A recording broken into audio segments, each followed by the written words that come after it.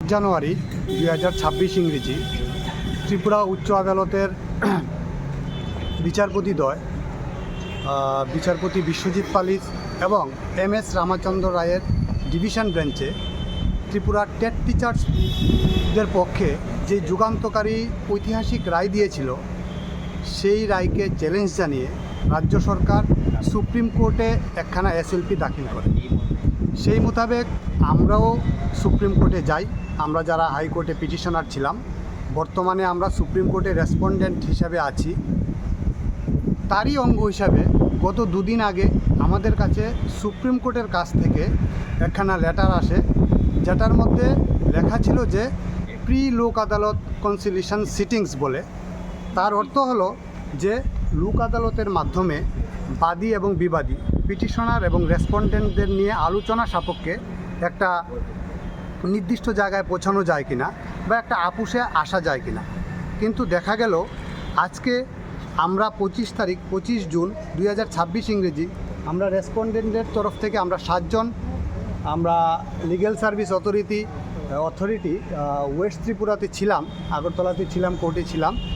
রাজ্য সরকারেরও বিভিন্ন দপ্তরের স্কুল এডুকেশন, সেকেন্ডারি, তাছাড়া আমাদের ফিনান্স ডিপার্টমেন্টের লোকেরাও ছিল, ভার্চুয়ালি অনেকে ছিল, অনেকে ওনাদের প্রতিনিধি দ্বারা প্রেজেন্ট ছিল। কিন্তু ওনাদের বা রাজ্য সরকারের যে স্ট্যান্ড পয়েন্ট, ওনাদের বক্তব্য হলো যে যেহেতু উচ্চ আদালতের রায়ের বিরুদ্ধে ওনারা সুপ্রিম কোর্টে SLP করেছেন, সুতরাং এইভাবে বা লোক আদালতের মাধ্যমে এই মামলার নিষ্পত্তি ওনারা করতে চান না।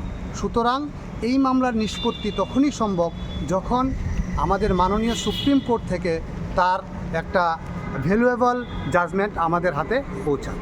তো আমরা আশাবাদী, আমরা ত্রিপুরা রাজ্যের টেট টিচার্স এবং বিভিন্ন গ্রুপ সি এবং গ্রুপ ডি কর্মচারীরা আমরা আশাবাদী যে আমাদের হাইকোর্টের যে রায় ছিল সেই রায়টা সুপ্রিম কোর্টে বহাল থাকবে এবং ত্রিপুরা বর্তমান সরকারের বিফোর ইলেকশন যে কমিটমেন্ট ছিল যে অনিয়মিত কর্মচারীদের নিয়মিতকরণ বা ফিক্সড পে প্রথা বিলুপ্তিকরণ, সেটার দিকে লক্ষ্য রেখে সুপ্রিম কোর্টের জাজমেন্ট যাই হোক না কেন সেই জাজমেন্ট ওনারা মাথা পেতে নেবেন এবং ত্রিপুরা রাজ্যের সমস্ত স্তরের গ্রুপ ডি এবং গ্রুপ সি কর্মচারীদের একটা ন্যায় দেবেন, এটাই আমাদের তরফ থেকে আশা করা হচ্ছে।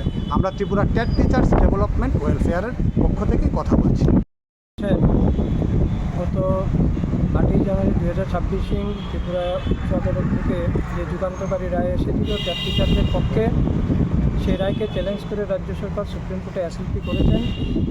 এরই পরিপ্রেক্ষিতে সুপ্রিম কোর্ট থেকে প্রি লোক আদালত কনসিলিয়েশন সিটিং বলে একটা লেটার আমাদের কাছে আসে। তার মধ্যে হচ্ছে উভয় পক্ষের মধ্যে সমঝোতা সাপেক্ষে এই বিচারাধীন মামলার একটা আপোষ নিষ্পত্তি করা।